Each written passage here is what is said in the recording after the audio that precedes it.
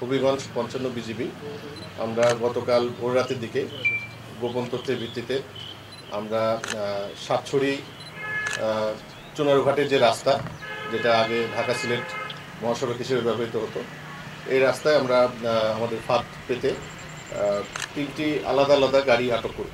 এর মধ্যে দুটো ট্রাক, এবং এই দুটো ট্রাকে আপনারা ইতিমধ্যে দেখেছেন যে পাথরের নিচে বিপুল পরিমাণ ভারতীয় কসমেটিক্স, শাড়ি, জামা কাপড় এবং অন্যান্য সামগ্রী আমরা আটক করতে সক্ষম হই।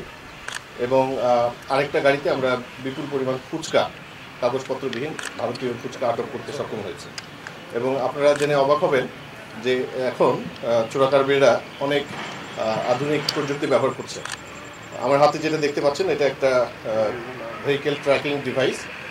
এটা সিম সাপোর্টেড এবং এটার ভিতরে আলাদা ব্যাটারি আছে। তো গাড়িগুলো তারা কোথায় যাচ্ছে না যাচ্ছে এটা চিহ্নিত করার জন্য এই ট্র্যাকারগুলো তারা ব্যবহার করছে ইদানিং। তো তাদের প্রযুক্তির সাথে পাল্লা দিয়ে আমাদের নিজেদের প্রযুক্তিকেও কিন্তু সমৃদ্ধ এবং আপডেট করতে হয়। তো আমরা আমাদের বিজিবির নিজস্ব যে ইন্টেলিজেন্স সেল আছে তাদের সহযোগিতা নিয়ে, আমাদের এনটিএমসি সেল আছে তাদের সহযোগিতা নিয়ে আমরা তাদের যে ব্যবহৃত প্রযুক্তি সেটাকে টেক্কা দেওয়ার জন্য আরও আধুনিক প্রযুক্তি আমরা ব্যবহার করি। তো তারা যত আধুনিক প্রযুক্তি ব্যবহার করুক না কেন, বিজিবি সবসময় আপোষহীন, এবং আমরা আমাদের আরও প্রযুক্তি সক্ষমতা ব্যবহারের মাধ্যমে এভাবে সিজার করে তাদেরকে তাদের যে অবৈধ চোরাচালান মালামাল যে আনার যে প্রক্রিয়া, এটাকে আমরা বন্ধ করতে চাই। এবং সাম্প্রতিককালে আমাদের এই বছর শুধুমাত্র এই ব্যাটালিয়ন আমরা প্রায় 46 কোটি টাকার অধিক চোরাচালানকৃত মালামাল জব্দ করতে সক্ষম হয়েছি। এবং আজকে যে মালামালটা আটক করা হয়েছে, এটার আনুমানিক বাজার মূল্য প্রায় 3.5 কোটি টাকা হবে। জব্দকৃত মালামাল আমরা আমাদের নিয়ম অনুযায়ী কাস্টমসে জমা করব।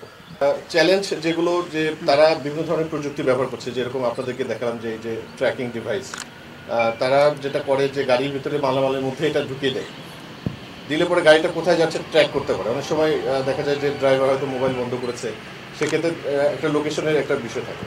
এছাড়াও আমরা এর আগে যেটা জব্দ করেছি যে নেটওয়ার্ক জ্যামার তারা ব্যবহার করছে। নেটওয়ার্ক জ্যামারটা কি, একটা গাড়িতে যদি এটা রাখা হয়, এটা ব্যাটারি সাপোর্টেড, মোটামুটি 20-30 মিটারের মধ্যে কোনো ধরনের মোবাইল নেটওয়ার্ক, অর্থাৎ আপনি কল করলেও ওখানে যে ড্রাইভার বা হেল্পার আছে তার কাছে আপনি ফোন যাবে না। তো দেখা যায় যে অনেক সময় ড্রাইভার বা হেল্পার হয়তো সোর্স হিসেবে কাজ করে, সেটাকে সন্দেহমূলকভাবে নিয়ে তারা এই প্রযুক্তিগুলো ব্যবহার করে যাতে করে তাদেরকে ট্র্যাক করা যায় না। এই ধরনের আরও অনেক ধরনের প্রযুক্তি ব্যবহার করছে। এবং সম্প্রতি আপনারা জানেন যে আমাদের আরেকটা ব্যাটালিয়ন, সরাইল রিজনের আরেকটা ব্যাটালিয়ন দেখা যাচ্ছে গাজার চোরাচালানের মধ্যে থেকে পিস্তল উদ্ধার করেছে কয়েকদিন আগে। তো তারা বিভিন্ন ধরনের কলাকৌশল অবলম্বন করে। সাধারণত গাজার ভিতরে যে আরেকটা পিস্তল লুকায়িত থাকতে পারে, এটা কিন্তু বোঝার উপায় নেই। তো এই ধরনের বিভিন্ন কলাকৌশল তারা রপ্ত করলেও আমরা কিন্তু তাদেরকে টেক্কা দেওয়ার জন্য আমাদের যে প্রযুক্তি আছে, আমাদের যে ইন্টেলিজেন্স সেল যে আছে, তাদের তথ্য প্রযুক্তি নিয়ে আমরা তাদেরকে টেক্কা দিয়ে থাকি।